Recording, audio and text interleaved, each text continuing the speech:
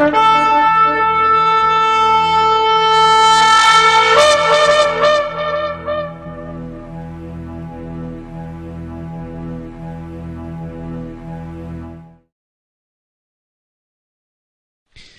atah Yahweh Eloheinu melech haolam, asher bachar banu mikol amim benatan lanu et torato, Baruch atah Yahweh noten atorá, beshen Yeshua HaMashiach. Bendito seas Yahweh nuestro Elohim, Rey del universo, que nos apartas de entre todos los pueblos para darnos Torah. Bendito seas Yahweh, dador de la Torah, en el nombre de Yeshua, el Mesías. Gracias, Padre eterno. Amén. Que así sea. Vamos a abrir hoy el capítulo 28, corresponde al estudio de hoy, del libro de Éxodo, sí, el libro que estamos estudiando aquí en la comunidad, y le invito también que vaya tomando nota de todo lo que vamos a ir compartiendo en este día. Éxodo capítulo 28 dice así desde nuestro verso 1: harás llegar delante de ti a Aarón, tu hermano, y a sus hijos consigo de entre los hijos de Israel, para que sean mis sacerdotes, Aarón y a Nadab, Abiú, Eleazar e Itamar, hijos de Aarón. Y harás vestiduras sagradas a Aarón tu hermano para honra y hermosura. Y tú hablarás a todos los sabios de corazón, a quienes yo he llenado de espíritu de sabiduría, para que hagan las vestiduras de Aarón, para consagrarle, para que sea mi sacerdote. Las vestiduras que harán son estas: el pectoral, el efod, el manto, la túnica bordada, la mitra y el cinturón. Hagan pues las vestiduras sagradas para Aarón tu hermano y para sus hijos, para que sean mis sacerdotes. Tomarán oro azul, púrpura, carmesí, lino torcido, y harán el efod de oro, azul, púrpura, carmesí y lino torcido, de obra primorosa. Tendrá 2 sombreras que se junten a sus 2 extremos, y así se juntará. Y su cinto de obra primorosa que estará sobre él será de la misma obra, parte del mismo, de oro, azul, púrpura, carmesí y lino torcido. Y tomarás 2 piedras de ónice, y grabarás en ellas los nombres de los hijos de Israel, 6 de sus nombres en una piedra y los otros 6 nombres en la otra piedra, conforme al orden de nacimiento de ellos. De obra de grabador en piedra, como grabaduras de sello, harás grabar las 2 piedras con los nombres de los hijos de Israel. Les harás alrededor engastes de oro, y pondrás las 2 piedras sobre las sombreras del efod para piedras memoriales a los hijos de Israel. Y Aarón llevará los nombres de ellos delante de Yahweh sobre sus 2 hombros por memorial. Harás pues los engastes de oro y 2 cordones de oro fino, los cuales harás en forma de trenza, y fijarás los cordones de forma de trenza en los engastes. Harás asimismo el pectoral del juicio de obra primorosa, lo harás conforme a la obra del efod, de oro azul, púrpura, carmesí y lino torcido. Será cuadrado y doble, de 1 palmo de largo y 1 palmo de ancho. Y lo llenarás de pedrería en 4 hileras de piedras, una hilera de una piedra sárdica, un topacio y un carbunclo. La segunda hilera, una esmeralda, un zafiro y un diamante. La tercera hilera, un jacinto, una ágata y una amatista. La cuarta hilera, un berilo, un ónice y un jaspe. Todas estarán montadas en engastes de oro. Y las piedras serán según los nombres de los hijos de Israel, 12 según sus nombres, como grabaduras de sello, cada una con su nombre, serán según las 12 tribus. Harás también en el pectoral cordones de hechura de trenzas de oro fino, y harás en el pectoral 2 anillos de oro, los cuales pondrás a los 2 extremos del pectoral. Y fijarás los 2 cordones de oro en los 2 anillos a los 2 extremos del pectoral, y pondrás los 2 extremos de los 2 cordones sobre los 2 engastes, y los fijarás a las sombreras del efod en su parte delantera. Harás también 2 anillos de oro, los cuales pondrás a los 2 extremos del pectoral, en su orilla que está al lado del efod hacia adentro. Harás asimismo los 2 anillos de oro, los cuales fijarás en la parte delantera de las 2 hombreras de efod. Hacia abajo, delante de su juntura, sobre el cinto del efod.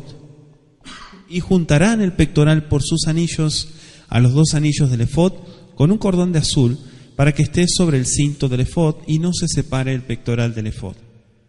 Y llevará Aarón los nombres de los hijos de Israel en el pectoral del juicio sobre su corazón cuando entre en el santuario por memorial delante de Yahweh continuamente. Y pondrás en el pectoral del juicio Urim y Tumim para que estén sobre el corazón de Aarón cuando entre delante de Yahweh, y llevará siempre Aarón el juicio de los hijos de Israel sobre su corazón delante de Yahweh. Harás el manto del efod todo de azul, y en medio de él, por arriba, habrá una abertura, la cual tendrá un borde alrededor de obra tejida, como el cuello de un coselete, para que no se rompa. Y en sus orlas harás granadas de azul, púrpura y carmesí alrededor, y entre ellas campanillas de oro alrededor. Una campanilla de oro y una granada, otra campanilla de oro y otra granada, en toda la orla del manto alrededor. Y estará sobre Aarón cuando ministre, y se oirá su sonido cuando él entre en el santuario delante de Yahweh y cuando salga, para que no muera. Harás además una lámina de oro fino y grabarás en ella como grabadura de sello santidad a Yahweh, y la pondrás con un cordón de azul y estará sobre la mitra. Por la parte delantera de la mitra estará. Y estará sobre la frente de Aarón, y llevará a Aarón las faltas cometidas en todas las cosas santas que los hijos de Israel hubieren consagrado en todas sus santas ofrendas. Y sobre su frente estará continuamente para que obtengan gracia delante de Yahweh. Y bordarás una túnica de lino, y harás una mitra de lino, y harás también un cinto de obra de recamador. Y para los hijos de Israel, de Aarón, harás túnicas, también les harás cintos y les harás tiaras para honra y hermosura. Y con ellos vestirás a Aarón tu hermano y a sus hijos con él, y los ungirás y los consagrarás y santificarás para que sean mis sacerdotes. Y les harás calzoncillos de lino para cubrir su desnudez, serán desde los lomos hasta los muslos. Y estarán sobre Aarón y sobre sus hijos cuando entren en el tabernáculo de reunión o cuando se acerquen al altar para servir en el santuario, para que no lleven pecado y mueran. Es estatuto perpetuo para él y para su descendencia después de él. Palabra del Altísimo, capítulo 28 de Éxodo, puede tomar nota. Vamos a ir hablando hoy de Aarón, su descendencia, sus hijos, ¿sí? Todo lo que fue separado para el sacerdocio. Vamos a hablar del sacerdocio, las vestimentas sagradas, claro, como un elemento importante, el efod, el pectoral con sus 12 piedras preciosas, el Urim y Tumim, o Urim Betumim, como también le llaman, y el manto del efod con granadas y campanillas. También la lámina de la frente o la mitra, como aparece escrito, la túnica bordada, aparece en nuestro estudio, y las túnicas para los hijos de Aarón. Recuerden que los hijos de Aarón no eran sacerdotes supremos. El único sacerdote supremo o sumo sacerdote fue Aarón, ¿sí? Hacemos esa aclaración, por eso es que se hace la distinción entre los tipos de vestimentas. Veata akere veleja et Aarón ajija beetzbanav ito mitoch bnei Israel le'ahara o li Aarón Nadav va'aviu Elazar va'Itamar vene Aarón. Haz llegar delante de ti, acerca, dice, porque utiliza la expresión akerev, que significa, viene la raíz karab, que es acercar. Acércalos, que se acerquen a ti. Hasta este momento lo que podemos ver, Moisés había sido el único medio de comunicación entre Kadosh Baruj Hu, Ribono Shel Olam, y su pueblo. Pero a Aarón y su hermano y a los hijos de este se le encomendaron hasta ahora ciertas tareas que habían pertenecido a Moisés. Como el más manso de todos los hombres, dice en Números 12:3, Moisés en esa anabá, en esa humildad, demostró un carácter noble y semejante al de Elohim. Anótese Levítico 8, verso 1 al 30. Y quiero que compare también con Juan, capítulo 3, verso 30. Entonces, al depender con buena voluntad de cada precepto, de cada mandamiento que el Eterno le dio, se daba cuenta de que luego, ¿sí?, la proclamación de la Torá, que ya lo estudiamos, se hacía necesario también tener un sacerdocio separado.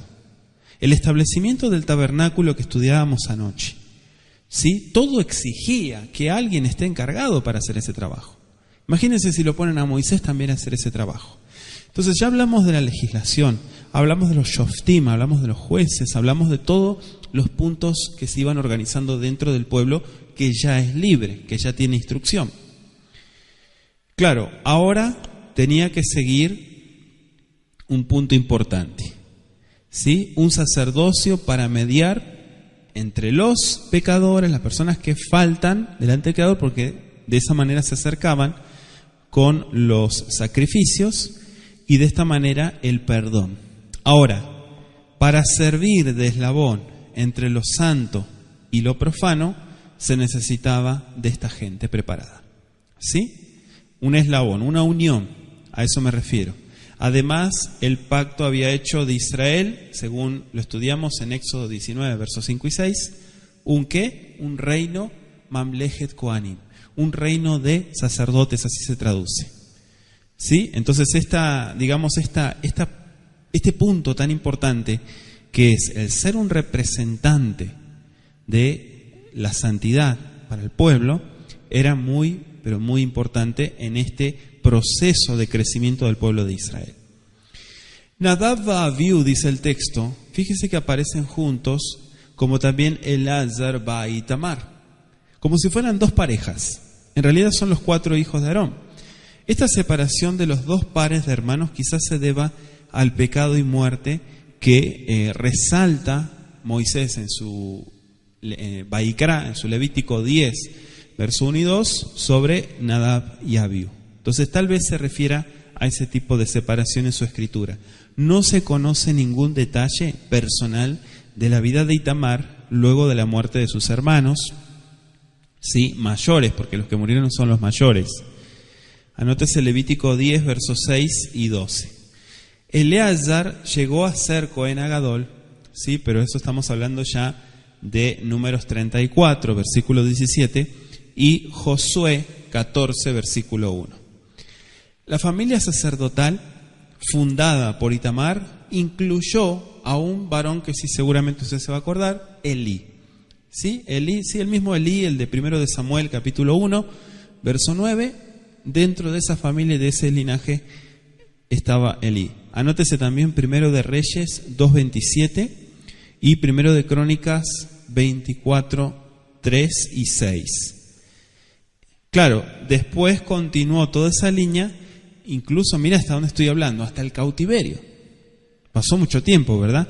Pero esa línea, ¿sí?, esa línea de Itamar, dijimos, siguió hasta incluso el cautiverio, y pueden anotarse Esdras 8:2. Todos estos versículos que le voy dando, usted compárelo. No los anote por anotar, compárelos, ¿sí? Luego los busca y para que vaya entendiendo mejor lo que estamos explicando en esta tarde. Dice nuestro versículo 2, seguimos avanzando. Beasita bigdei kodesh le Aarón ajija le jabot ultifaretz. ¿Sí? Que sería tiferet, que sería esplendor, hermosura, honra y hermosura. Beasita bigdei kodesh, y te harás, se podría traducir, ¿sí?, según la conjugación hebrea, y te harás vestiduras sagradas, ajija, para tu hermano, ¿sí?, Aarón, para honra y hermosura. Fíjese las características. Bigdei kodesh también se traduce como vestiduras sagradas. Todo el conjunto es bigdei, ¿sí? Por eso es plural. Dejando de lado la descripción de los objetos inanimados del tabernáculo que estudiamos anoche, se hace referencia a los hombres que habrían de oficiar en este tabernáculo. ¿Sí? Digamos que es lo más importante, es el trabajo que van a hacer. Es la mano del ser humano dándole movimiento y acción a todo eso que se construyó con tanta delicadeza y con tanto esplendor. Después de elegir a los que serían los sacerdotes, Kadosh Baruj Hu los hace vestir, pero con vestiduras especiales. Entonces hace una distinción también, que eso sería un signo distintivo de su investidura. ¿Sí? Por la función que van a ejercer, por eso tenían que ser diferentes al resto del pueblo. Y dice lekabot o lejabot, porque tiene sheba, lejabot, para honra, ¿sí? Para gloria también podría ser. Tiene que ver con un respeto, para que la gente pueda saber cómo dirigirse a esta gente, que no son cualquier persona, ¿sí? No son más de lo mismo, o sea, son personas elevadas en lo espiritual. Por eso es que tenían que saber cómo dirigirse a ellos. Las vestimentas serían para honra, ¿sí o no? Para honra, para elevar la función sacerdotal a los ojos del pueblo. Fíjese, el Eterno no necesitaba saber eso. No es para el Eterno, eso era para el pueblo. Muchas veces pensamos que la distinción que se hace, ¿no?, es para el Creador. No, no es para el Creador, es para el pueblo la distinción. Es para que el pueblo, porque el pueblo muchas veces confunde, ¿sí? Y el exceso de confianza y demás, y uno empieza piensa que todos son iguales. Sin embargo, no es así.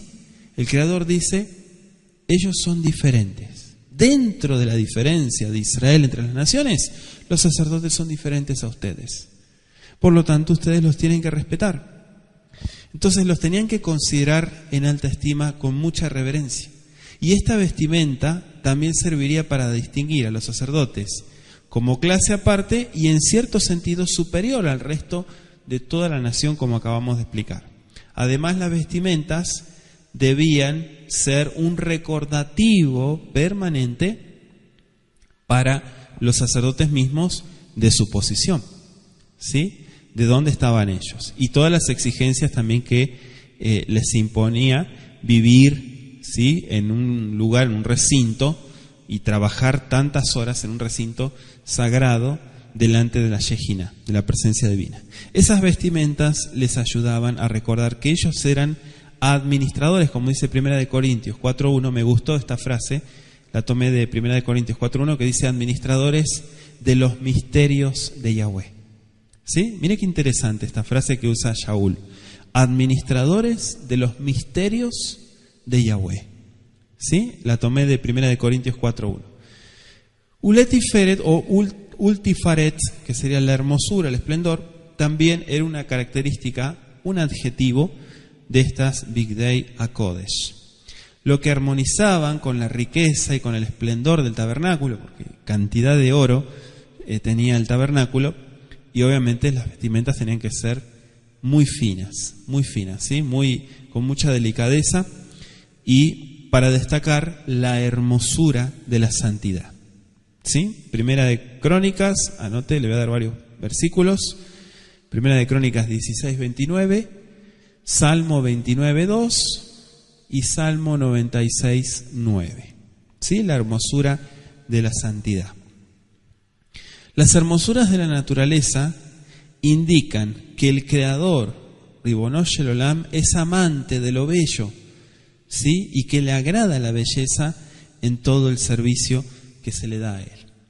¿Sí? Él le agrada todo lo que es separado, todo lo que es preparado y con mucha delicadeza.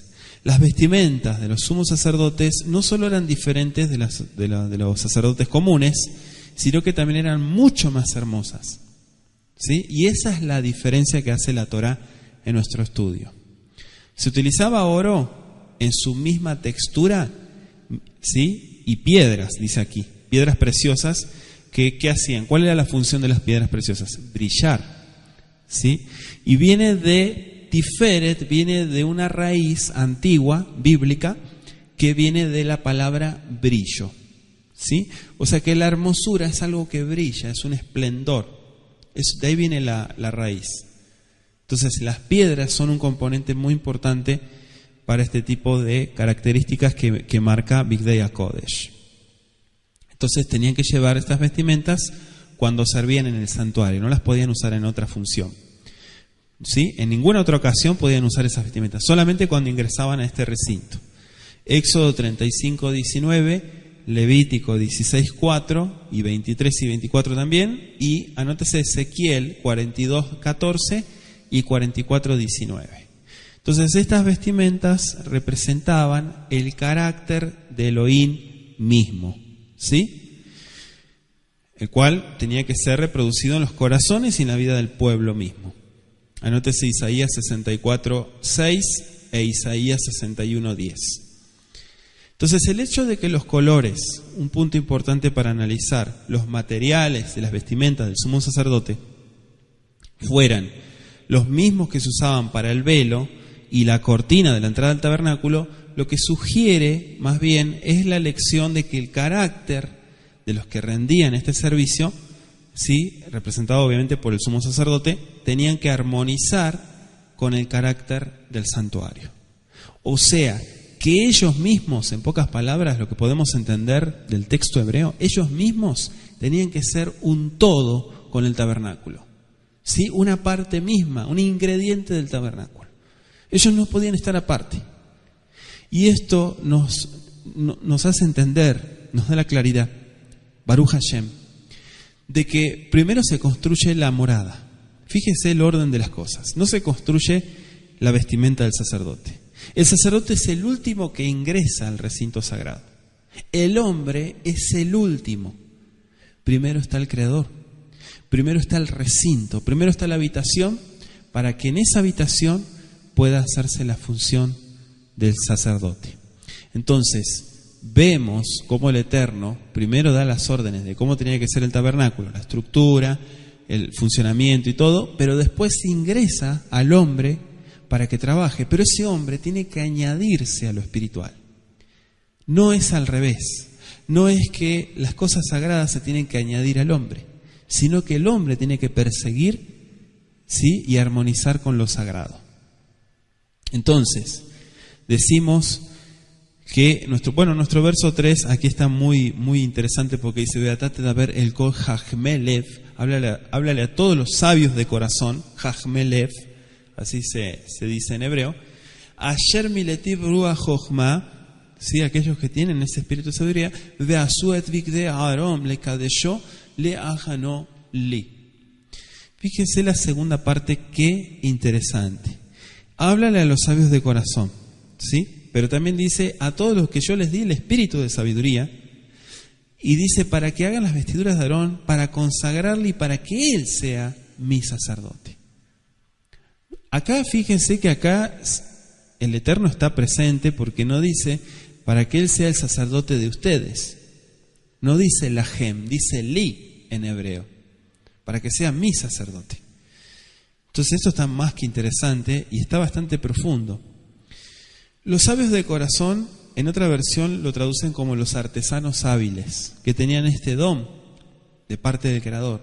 Y en contraste con el sentido figurado que actualmente se da al corazón como la sede de los afectos y las emociones, sabemos que Am Israel, el pueblo de los hebreos, lo han considerado como el asiento de la sabiduría. El corazón es el asiento de la sabiduría, pero también el corazón es el intelecto, en el pensamiento bíblico. Muy diferente al pensamiento occidental, ¿verdad? Porque en el pensamiento occidental pensamos que es simplemente las emociones y nada más, y que la mente está muy separada. Sin embargo, en el pensamiento bíblico hay una unión. Es por eso que dice Bejol levabeja. Amarás a Yahweh Bejol levabeja. En unas versiones dice con toda tu mente, pero en otras versiones dice con todo tu corazón. ¿Sí? Esto está muy interesante. ¿Por qué? Porque las vestimentas también habrían de ser para los hijos de Aarón como sucesores suyos en la función de sumo sacerdote. Dice nuestro verso 5, tomarán oro, azul, púrpura, carmesí y lino torcido. Tomarán, ¿qué dice? Zahav. ¿Sí? Ve'nikhu et azahav, bet atejelet, el tejelet es el azul, bet argamam, bet tolat, ashani bet ashesh. Fíjese los ingredientes, qué interesante, lo que estudiamos anoche también. Con excepción del zahab, del oro, estos eran los mismos materiales que se usaron en el velo que separaba el lugar santísimo del lugar santo. ¿Cómo se llamaba? A ver si se acuerda. Empieza con P. Parójet.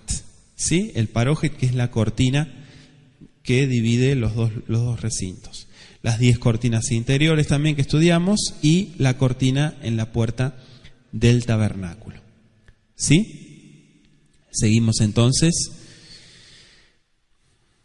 Dice aquí el versículo 6, bueno, iniciamos ya con el efod, dice Ve'asu et efod zahav tehelet ve'argaman tolat shani be'shesh moksar maseh hoshev. Ve'asu et efod, y harán el efod, pero el efod tiene que ser zahav, ¿sí? De oro, tehelet, de argamán, tolat shani también. El efod era considerado como la parte más sagrada de Bigdei HaKodesh, las vestimentas sacerdotales, y se transformó en el emblema del sacerdocio. Es por eso que uno de los escudos, bueno, de Leví, ¿no? Ya sabe usted que llevaban emblemas cada una de las tribus, es el pectoral. Pero en ese pectoral, si miramos atrás, está el efod. Entonces es el emblema del sacerdocio, ¿no? Anótese 1 Samuel 2:18 y 28, y 1 Samuel 14:3 y 22:18. Entonces tenía que sostener el pectoral, es decir, las 2 piedras de ónice y el urín y tumim.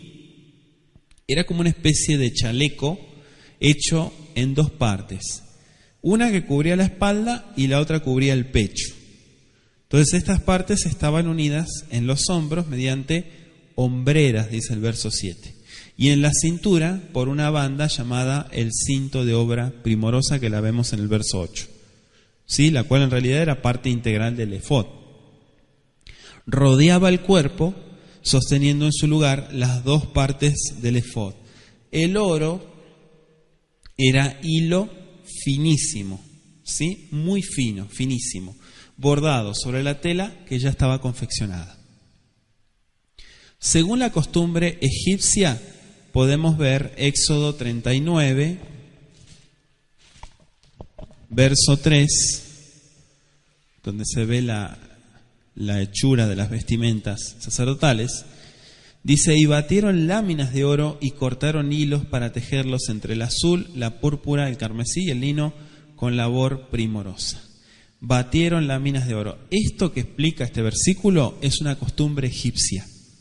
Sí, que ellos la adoptaron en Egipto para hacer este tipo de trabajo tan interesante y tan importante. La obra primorosa que se refiere acá, se refiere a la habilidosa y artística obra de los artesanos. Quizás los hijos de Israel llevaron consigo pequeños telares, quizá, no dije algo fijo, seguro, pero tal vez llevaron pequeños telares desde Egipto. ¿Sí? No lo sabemos porque no hay un detalle de todo lo que llevaron de Egipto, pero de que sí, no se fueron con las manos vacías, se llevaron muchas cosas, es cierto. Los colores azul, púrpura, carmesí, el lino fino, el oro y las gemas del efod, lo que le daban era una variedad y una hermosura que hacían del efod, digamos, algo totalmente hermoso, ¿sí? Una distinción impresionante.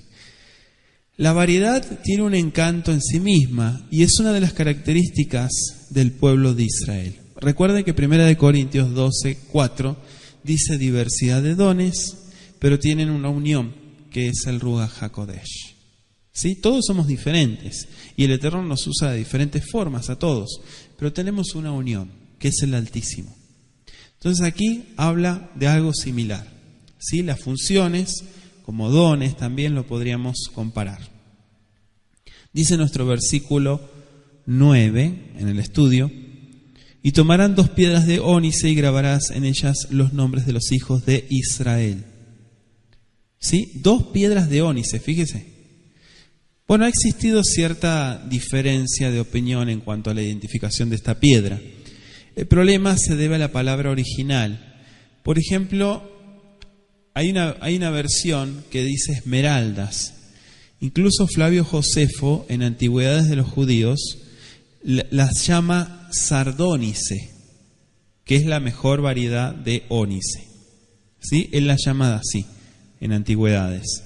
Es probable que hayan sido de ónice, que era una excelente piedra para grabar. En Egipto, el anillo real tenía grabado el nombre de su dueño.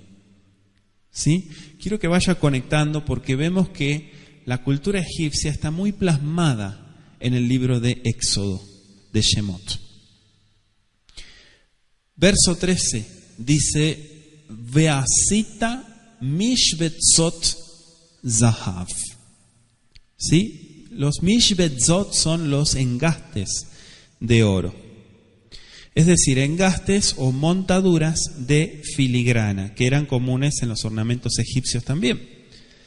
Tal vez estos hayan sido o hayan estado cosidos al efod, los dos cordones también o cadenillas que dice nuestro verso 14 de oro trenzado, iban prendidos a los engastes.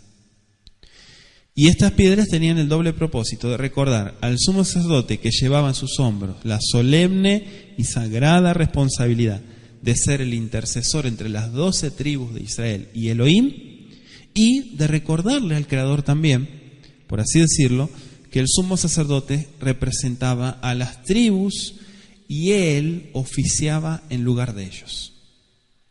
¿Sí? No, fíjese que no entraba en cada líder de la tribu. Él entraba en lugar de todos ellos. Por eso le di de tarea Levítico 16. Verso 15.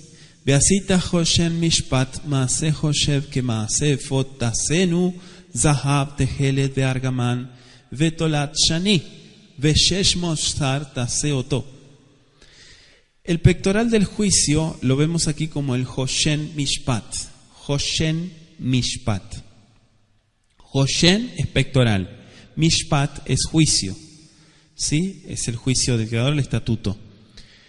Bueno, la descripción del pectoral es muy detallada, lo que indica su forma intrincada y su significado también, puede anotarlo desde los versos 15 hasta el verso 30. Todo eso es la descripción del Hoshen Mishpat. El principal propósito del efod era sostener el pectoral, el cual sí se ponía por encima del efod y era su principal ornamento. La palabra que se traduce pectoral significa ornamento. Si quiere anotarlo, ornamento. Entonces esta debe haber sido la parte más brillante y llamativa de la vestimenta del sumo sacerdote. Se lo llamaba el pectoral del juicio, pero también en otras versiones me llamó la atención que lo pusieron como el pectoral de la decisión, porque esto dependía de una decisión, si el pecado era perdonado o no. Principalmente porque servía para sostener el Urim y Tumim de nuestro verso 30, y mediante los cuales se consultaba al Creador y por medio de los cuales Él revelaba su voluntad al pueblo. ¿Sí? Urim y Tumim es un elemento muy misterioso en el pueblo de Israel, ¿sí? Que mucha gente no supo cómo explicar realmente cuál era su función, pero lo que sí sabemos es que se consultaba la voluntad y el Eterno se revelaba a través de esas piedras. Entonces esto tenía que estar muy bien guardado en estas vestimentas. El pectoral estaba hecho de los mismos materiales del efod. Pasamos al verso 16, dice Rabua iye kaful zeret orko bezeret rochbo. ¿Sí? Verso 16, anótelo. Será cuadrado y doble, de un palmo de largo y de un palmo de ancho. Fíjese que dice doble, o sea, el grosor doble le daría al pectoral la consistencia necesaria para llevar 12 pesadas gemas. ¿Sí? No eran piedras chiquitas que casi ni se veían, eran piedras grandes. Entonces llevar 12 gemas en el pecho eran pesadas. Un palmo es aproximadamente medio codo, o sea, unos 25 centímetros. ¿Sí? Entonces esa es la medida que está acá hablando de el palmo. ¿El palmo cuánto es? Medio codo. O sea que aproximadamente un codo son casi 50 centímetros. ¿Sí? Para tener una idea de las medidas. Verso 21. Ve'avanim tiyena al shemot bnei Israel, shetem esre al shemotam, pitujejotam ish al shemo, tiyena lishne asar shabet. Los nombres de los hijos de Israel, es decir, los nombres de las 12 tribus, dice el texto. En cada piedra estaba el nombre de una de las 12 tribus. Y estos nombres grabados en las 12 joyas ilustran el valor de los hombres y las mujeres a la vista de nuestro Padre Celestial. ¿Por qué? Porque el Eterno estima a su pueblo como gemas preciosas, ¿sí? Como piedras preciosas y como de mucha estima y mucho valor. Malaquías 3:17 se lo dejo de tarea. Y fíjese que Isaías 61:10 dice, como novia adornada con sus joyas. Así se refiere a su pueblo Israel. ¿Sí? Éxodo 19:5 que dice que es su especial tesoro. ¿Sí? Entonces, todas estas porciones que le estoy compartiendo nos hablan de lo mismo, del trato y de cómo el Creador nos ve a nosotros. En Apocalipsis, las 12 puertas y los 12 cimientos de los muros de la Nueva Jerusalén, que son piedras preciosas. ¿Sí? Si se dio cuenta, anótese Apocalipsis 21, versos 12 y 14. En los cuales están los nombres de las 12 tribus de los hijos de Israel, dice el texto, y los 12 nombres de los 12 enviados del Cordero, los Sheliachim respectivamente. ¿Sí? Entonces el hecho de que cada una de las 12 tribus estuviese representada por una gema diferente de las otras, lo que nos sugiere es que cada Ben Torah tiene su propia personalidad característica. ¿Sí? No somos iguales. Todos tenemos algo propio de nuestra personalidad. ¿Sí? Entonces el Eterno no espera que seamos todos iguales. Eso es lo que está diciendo la Escritura. Nos honra por lo que somos y por lo que podemos hacer para Él. Por eso es que siempre hay que destacar lo mejor, no lo peor, de cada persona. Entonces puede haber diferencia de experiencia y de habilidades, pero fíjese que 1 Corintios 12:4, lo cité hace unos minutos, dice que hay diversidad de dones. Todo de un mismo espíritu. ¿Sí? No todos tienen los mismos dones, no todos tienen las mismas habilidades, los mismos, personalidad. No, todo es diferente. Entonces, el que cada nombre esté grabado en una piedra separada, lo que pareciera sugerirnos el texto, también es que el Eterno piensa que cada persona de su pueblo, Israel, como individuo, ¿sí? Lo conoce, lo ama y lo cuida a Él. Bendito sea Él. Salmo 87:5. Le dejo también Isaías 57:15. ¿Sí? Entonces, la atención que se dedica en este capítulo, que podemos ver a minúsculos detalles, es bastante reconfortante para quienes puedan sentir que no están haciendo una gran labor, una gran obra para el Altísimo. Si no existiese la delicada belleza del detalle, que es algo muy importante. Hay gente que no es detallista, hay gente que no le importa todo eso, pero el detalle es algo muy importante. Si no existiera toda esa delicadeza, no habría un marco apropiado para las cosas más visibles, aparentemente más importantes. Sin lo pequeño, lo grande no puede funcionar. ¿Sí? Entonces no tenemos que menospreciar las pequeñeces. Mire lo que dice Zacarías.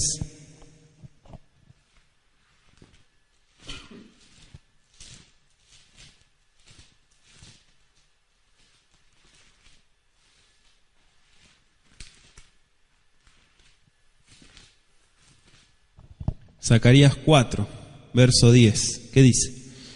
Porque los que menosprecian el día de las pequeñeces se alegrarán y verán la plomada en la mano de Zorobabel. Estos 7 son los ojos de Yahweh que recorren toda la tierra. ¿Sí? La primera parte, ¿vio lo que dice? Los que menosprecian el día de las pequeñeces se alegrarán. No tenemos que menospreciar las pequeñeces. Los pequeños servicios, las pequeñas acciones, pero hechas con amor, realizadas con amor, ¿sí? Aunque no sea más que un vaso de agua fría, dado a uno de los pequeñitos, como dice Mateo 10:42, de ninguna manera se pierde la recompensa. Entonces, todo va de la mano, y aquí podemos ver que es importante cada uno de los detalles. Si a usted no le gusta estudiar la Biblia sistemáticamente, sino simplemente entender una idea generalizada, tal vez se pierdan muchas bendiciones. Pero si usted es una persona que le gusta analizar profundamente, ¿sí?, escudriñar y escudriñar, hacer un drash de la Torá, eso realmente trae mucha bendición, mucha braja. Verso 22, Beasita, el Ahoshem Sharshot Gablut Masea Bot Zahab Zaor. Fíjese que habla de los cordones acá. Y dice que tenían que hacerse de la misma forma como los cordones del Pasuk 14. Es decir, de alambre de oro entrelazado como si fuera una cuerda. Verso 23, Beasita el Ahoshem Shete Taveot Zahav, Benatata el Shetea Tabaot, al Sheneketzot Ahoshem. Bueno, sí, acá dice dos, ¿sí? Shete Tebaot Zahav, dos anillos, Tebaot son anillos, dos anillos de oro. Estos servían para prender, dijimos, el pectoral del efod. Y debía haber en total, ¿cuánto? 4 anillos, uno de cada esquina superior, dice el verso 23. Y uno detrás de cada esquina inferior, verso 26. Un cordón de alambre de oro, ¿sí?, retorcido, pasaba por cada una de los dos anillos superiores y estaba tomado de los dos engastes o engarces de filigrana, de esas piedras que iban en los hombros. Recuerden que estaban las piedras. Entonces, por cada uno de los dos anillos inferiores pasaba una cinta azul, la cual iba atada a 2 anillos colocados para ese propósito en el frente del efod. Tenían que sostener. Dice aquí el verso 26 al 28 sobre el cinto del efod que estaba. Entonces, asegurando de esta manera, en sus 4 esquinas, el pectoral no se podía separar del efod. Iba pegado al pecho. ¿Sí? No se caía, estaba fijo. Verso 29, Benasah Aaron et Shemot Bnei Israel, Behoshen Amishpat al Libo, Bebo el Akodesh Lesiharom Lifnei Yahweh Tamid. Fíjese que dice al Libo Bebo el Akodesh, y vendrá. Pero al Libo quiere decir sobre su corazón. O sea, Aarón, al igual que todos los sacerdotes que le habrían de suceder luego, tenían que llevar los nombres de los hijos de Israel no solo sobre sus hombros, como dice el verso 12, sino también sobre su corazón. ¿Sí? Y esto tiene una gran profundidad. ¿Sí? Porque acá no hablamos de algo externo simplemente. Acá estamos hablando de algo donde yo, en mis palabras, me pongo en los zapatos del otro. Donde el otro se pone en mis zapatos. ¿Sí? No es simplemente algo externo, sino es realmente algo interno. Entonces, de este modo, los presentaba continuamente delante de Yahweh sobre sus hombros para demostrar que soportaba la solemne responsabilidad de ellos, y sobre su corazón para indicar el afecto también, el amor que sentía por ellos. ¿Sí? Cuando quiera entraba al Mishkan, al tabernáculo, en representación del pueblo, su corazón se inclinaba delante de Yahweh por la conciencia de su pecado y por la necesidad también. Dice Hebreos capítulo 3 verso 1 y Hebreos 8, 1 y 2 que Mashiach, bendito sea su nombre, nuestro sumo sacerdote, entra en el santuario celestial y ha aceptado la responsabilidad sobre sus hombros de nuestra salvación. ¿Sí? Mire qué interesante la conexión que hace, porque incluso dice la frase en Hebreos, el principado del reino, ¿sí?, de su favor, de su misericordia, sobre su hombro. Isaías capítulo 9, versículo 6 también lo corrobora. Entonces también nos lleva sobre el corazón, dice Gálatas 2:20, porque en toda nuestra angustia Él fue angustiado y puede compadecerse en nuestras debilidades. Isaías 63, 8 y 9.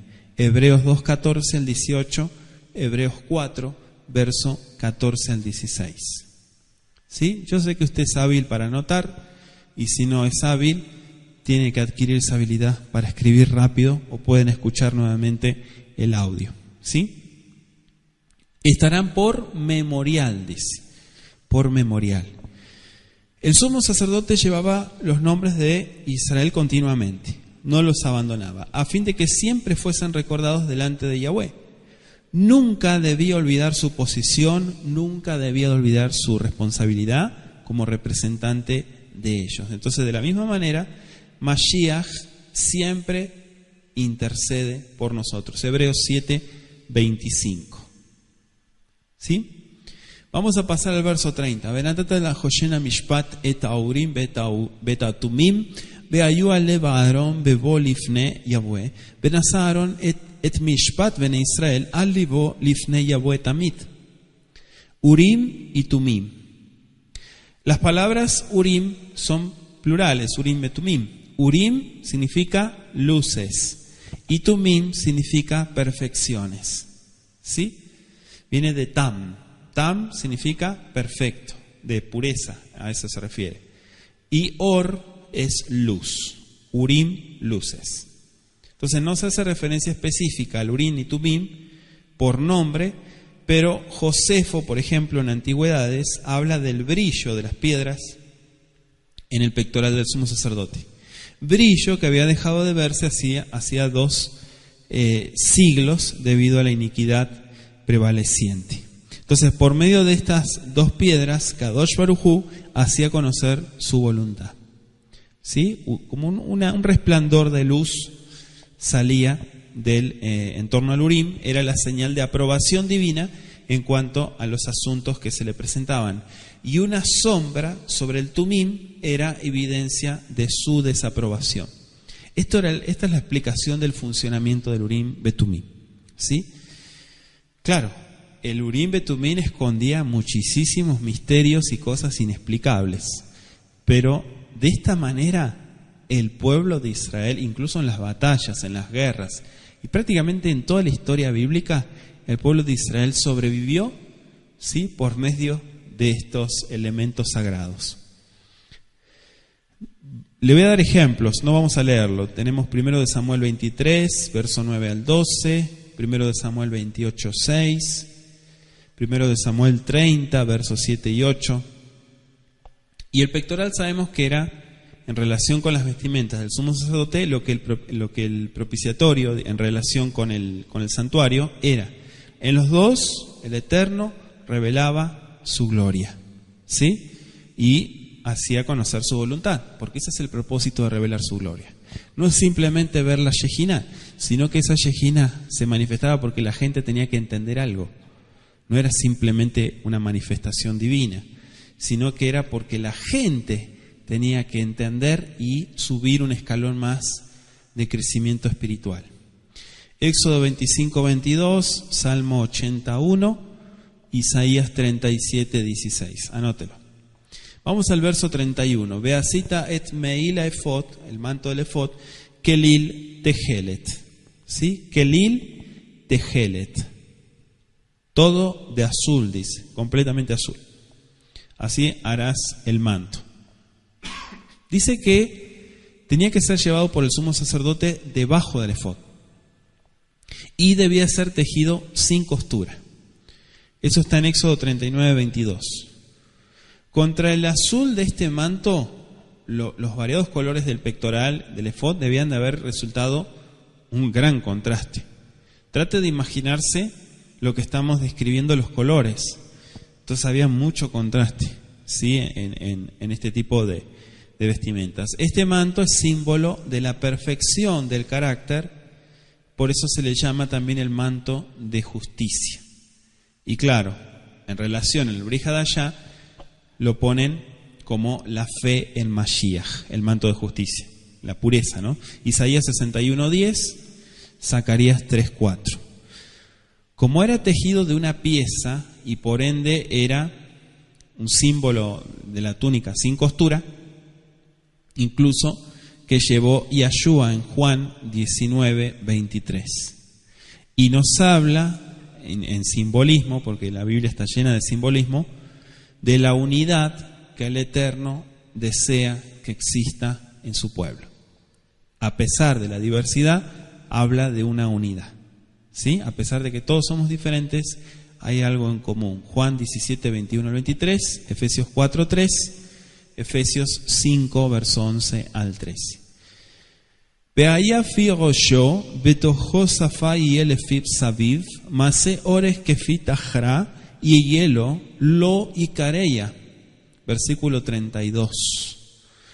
Y en medio de él por arriba habrá una abertura, la cual tendrá un borde alrededor de obra tejida, como el cuello de un coselete, para que no se rompa, dice. ¿Sí? Para que no se rompa.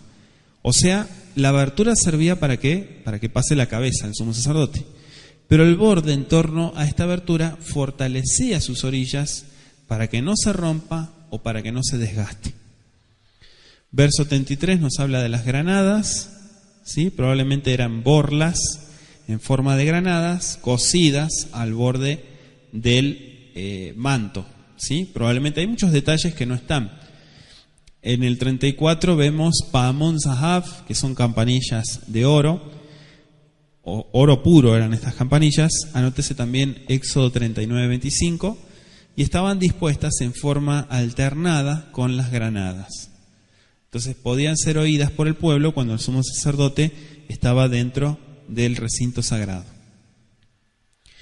El tintineo de las campanillas hacía que los que estaban en el servicio supieran que él estaba oficiando, digamos, en favor de ellos en la presencia misma del Altísimo. ¿Y a qué instaba? A seguirle con sus pensamientos, con sus plegarias, con sus oraciones, mientras él llevaba a cabo las diferentes partes del ritual sacerdotal. ¿Sí? O sea, esas campanillas lo que servían era para recordar a la gente también la función tan grande que estaba haciendo este hombre y para que no se desconcentren, digamos, en el trabajo que estaban haciendo. ¿Sí? ¿Por qué? Porque estamos hablando de fuego consumidor, el lugar donde estaban ellos sirviendo al Creador. Entonces, para eso sirve el sonido de las campanillas, une al sacerdote y une a la congregación en un servicio. Si el sumo sacerdote hubiese intentado realizar el servicio del santuario sin llevar el manto con sus campanillas, hubiera roto ese vínculo de comunión y el pueblo hubiera quedado separado del intercesor. Fíjese todo el simbolismo que existe entre esto, ¿verdad? Es por eso que nos explica la tradición del pueblo de Israel que un día tan solemne como Yom Kippurim se escuchaban las campanillas, se estaba intercediendo. Si esas campanillas dejaban de sonar era porque había caído muerto este hombre y el pecado no había sido perdonado para el pueblo de Israel.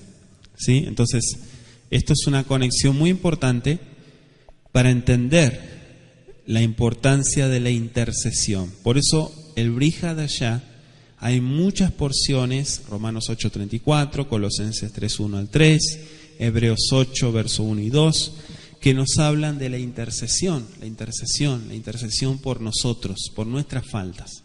¿Sí? Algo muy importante. No está diciendo que fuiste a hacer el trabajo, que tuviste que ir a dar la cara, sino que dieron la cara por tus faltas, por mis faltas. ¿Sí? Entonces eso es la intercesión. No es simplemente, ¿sí? Como muchas veces se piensa que es rogar, sino también hay un accionar, es intervenir. El verso 36 nos habla de Beasita Tzitz Zahav. El tzitz significa lámina, ¿sí? Tzitz Zahav. La lámina de oro, así se traduce. Y esta plancha de oro era lo más característico y sobresaliente de la mitra. La mitra es como una especie de gorro que llevaba solamente el sumo sacerdote, no lo llevaban los demás. Pero el tzitz no es todo digamos, el gorro que llevaba el sumo sacerdote, sino que es una placa de oro frontal, la llevaba en la frente.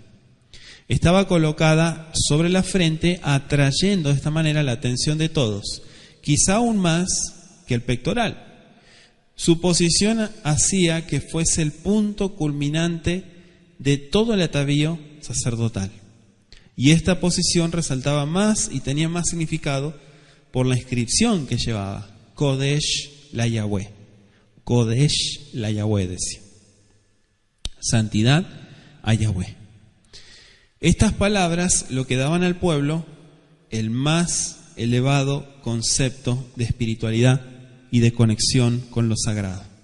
Entonces señalaban el objetivo supremo. Quiero darle algunas porciones. Levítico 11, 44 y 45, Hebreos 12, 14, Primera de Pedro 1, verso 15 y 16. Como todo lo que dijimos, eran un constante recordativo de que sin este elemento esencial, todas las formas de servicio serían para el Eterno como una burla. Entonces, en cuanto al sumo sacerdote, le enseñaban que su servicio debía carecer de todo formalismo, porque su propósito era la consagración de su propia vida y las vidas del pueblo. Cosa que hoy en día es todo al revés, ¿sí? Hoy en día es todo externo, ¿sí? Hoy en día es todo externo, es toda una apariencia, pero en realidad por dentro es todo diferente, ¿sí? Entonces acá no había juego, acá no eran las cosas solamente de las palabras, sino acá lo que podemos ver es que si la persona no era íntegra, para atrás, ya estaba descalificada, ¿sí? Cosa que muchas veces no se entiende de esa manera, pero eso es lo que realmente conllevaba todo esto. Por eso yo dije recién que era estar con fuego consumidor. Verso 37, con un cordón de azul. Fíjese que según el capítulo 39-31 de Éxodo, la lámina de oro estaba atada a la mitra con un cordón de azul.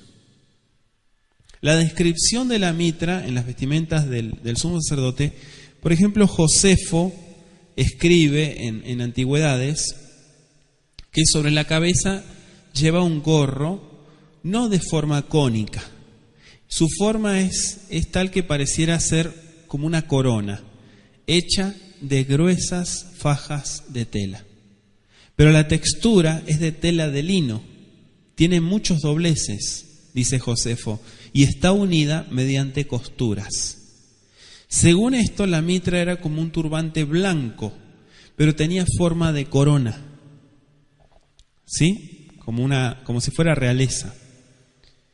Dice el verso 38, ve allá al Metzaharom, estará sobre la frente de Aarón, Benazá Aarón etabom, a Kodashim, Asher yakdishu bene Israel, lechol matenot, kodshem ve allá al Mitzcho, tamid lahatzon laem lifnei Yahweh.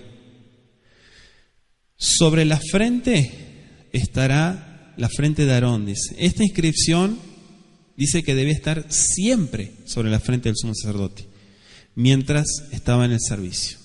Le recordaba, como dijimos, su responsabilidad como representante del pueblo. Como tal, estaba vestido, por así decirlo, con la santidad de la investidura grabada en esta lámina de oro.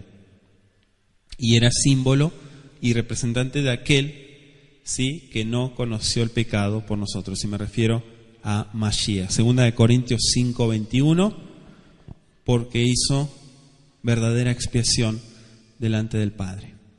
Entonces, lo que tenemos que ver acá claramente es que no era simplemente un anuncio, ¿sí? Palabras. Santidad a Yahweh no era solamente un mensaje para todo el que lo viera, sino que era lo que él estaba vistiendo, ¿sí? Él era la santidad de Yahweh. Entonces, eso es lo que tenemos que entender, que es muchas veces al revés, a la inversa de cómo se entiende o cómo la gente suele entender las cosas. No, aquí en esto no había ningún tipo de cosa mínima, digamos, en el servicio. Dice el verso 39, Beshivatza a ketonet shesh beasita mitznefet shesh beavneta semasero kem. Bordarás el ketonet. Ketonet es como la túnica, que es el ketonet es completamente blanco, una vestimenta blanca que se ponía sobre los miknasaim, que son los pantalones, no los calzoncillos, los pantalones del verso 42. Con referencia a esta túnica, Flavio Josefo escribió lo siguiente: esta vestimenta llega hasta los pies y se ciñe al cuerpo, tiene mangas apretadas a los brazos. Antigüedades de los judíos. Un cinto. Bueno, esto estaba hecho de lino torcido de varios colores y llevaba un bordado artístico. Eso está en Éxodo 39:29. De obra de recamador. Bueno, literalmente no dice recamador en hebreo, dice de la obra de un bordador. ¿Sí? ¿Por qué? Porque en el cinto tenía que llevarse sobre la túnica y bajo el manto del efod no se lo podía ver. Aunque iba oculto, ¿sí? Era costoso y era hermoso. Entonces, de esta manera se enseñaba la lección de que todo lo que se consagra al servicio de Yahweh, sea algo visible o invisible, siempre tiene que ser lo mejor. Nuestro motivo de servir al Creador siempre es honrarle a Él, no honrar a la gente y ¿sí? hacer lo que sea agradable a Él.